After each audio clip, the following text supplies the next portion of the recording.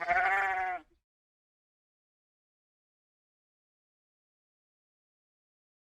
y'all, today we are going to learn how to do the Kitchener stitch.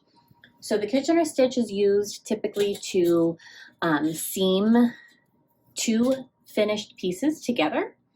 So normally you would take the tail end of your yarn to seam up the pieces so that they blended and looked seamless. But just to show you today, I'm going to go ahead and use a contrasting color yarn. And I already have mine threaded, so you're going to thread it with a darning needle. And then you're going to take the wrong sides, and you're going to put them facing each other. So wrong sides together. So now I have a front needle and a back needle. Now the first thing you have to do with the Kitchener stitch is a setup. So in order to set it up, on this front needle, the first stitch, I'm going to go through purlwise, and I'm going to leave that stitch on my needle. And now on this back needle, I'm going to knitwise go through this stitch, and I'm going to leave that stitch on. Now my setup is complete, and it's time for the repeat. So the repeat is, you start on the front needle.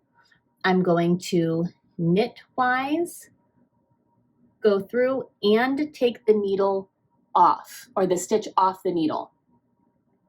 So I'm going to be pulling this through knitwise, and then on this next stitch on the front, purlwise going through, and I'm going to leave it on the needle.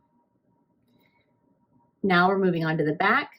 We're going to purlwise go through, slip that stitch off, and then with that second stitch on the back needle, I'm going to go through it knitwise and leave it on.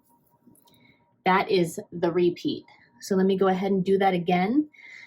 To save myself some time, I do the needle movement all in one, and then I thread it through. So I'm going to go ahead and I'm going to knitwise, take this one off, purlwise, I'm going to go through that second stitch.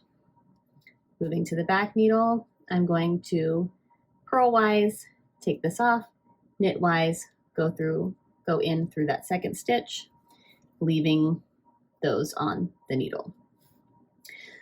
So one more time, knitting off, purlwise through the second, purl off, knitwise, knitwise through the second. So I'm going to go ahead and do this all the way down, and then I'm going to show you what a great join this is. Now you can see here why this is such a great way to seam two pieces together. So it actually creates the same V's in the pattern. So if you had done this with the tail piece of the matching yarn, you wouldn't really even be able to see this seam. The same thing on the back. It just creates what looks like those purl stitches, and then it creates this, which is essentially you're just kind of weaving in knit stitches as you weave those two ends together. So that is how you do the Kitchener stitch. I hope you found this video helpful, and please don't forget to give me a follow and go ahead and subscribe to the YouTube channel. Thank you so much for watching.